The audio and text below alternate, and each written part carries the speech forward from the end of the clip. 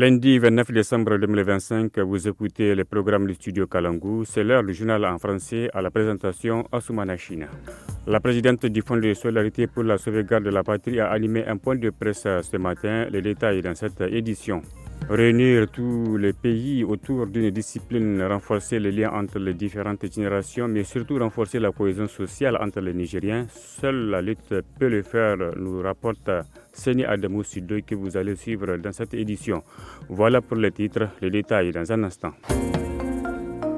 Le comité de gestion des fonds de solidarité pour la sauvegarde de la patrie FSSP a animé un point de presse ce matin au palais des congrès de Niamey sur le bilan de la mission d'information, de sensibilisation et de vulgarisation de l'ordonnance 2025-35 du 22 octobre 2025. Suivant un extrait de ce point de presse avec Mme Reiki Moussa Hassan, présidente du FSSP au micro de Maman Ada.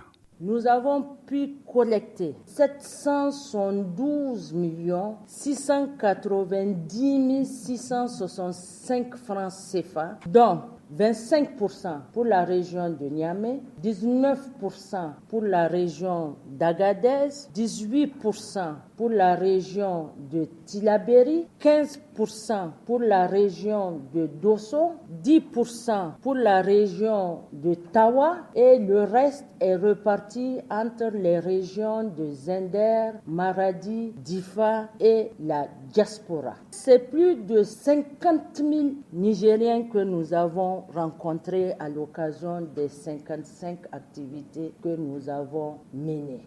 Le ministre des Mines, le commissaire-colonel Abarchi Ousmane et le ministre de la Justice Ali Odouda ont conjointement animé un point de presse le samedi 27 décembre 2025. Objectif éclairer les Nigériens suite aux accusations portées par le groupe Orano et la République française concernant l'uranium nigérien. Écoutons un extrait de l'intervention du ministre-colonel Abarchi Ousmane, ministre des Mines, au micro de la RTN.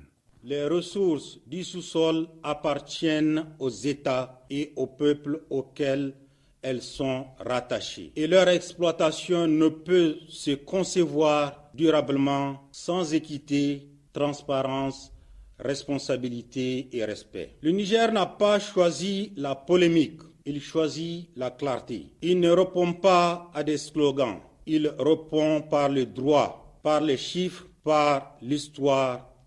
L'uranium nigérien n'est ni un objet de communication, ni un motif d'insinuation, c'est un actif stratégique national. Le ministre nigérien des Mines que vous venez d'écouter.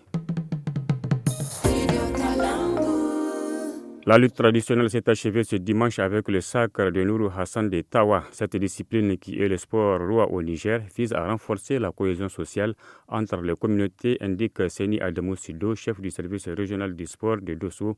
On l'écoute au micro de Salamatou Kadri.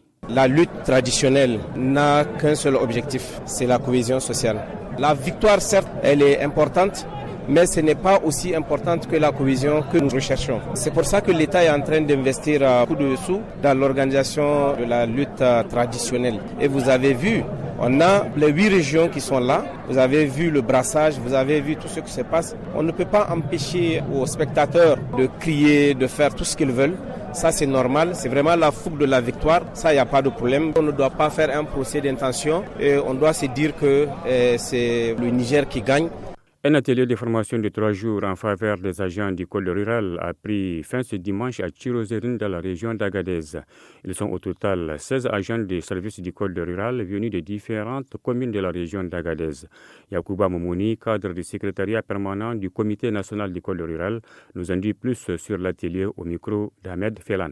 Donc l'atelier consiste à renforcer les capacités des secrétaires permanents des commissions foncières départementales de toute la région d'Agadez en tant que conseiller des autorités dans le cadre de la gestion des ressources naturelles, des ressources partagées. En gros, tout ce qui est en lien avec le développement du monde rural. Cette formation leur permettra de s'outiller pour faire face à la demande croissante de la population qui les sollicite dans le cadre soit de gestion des conflits ou bien de la prévention des conflits. Et c'est la fin de ce journal. Merci de l'avoir suivi.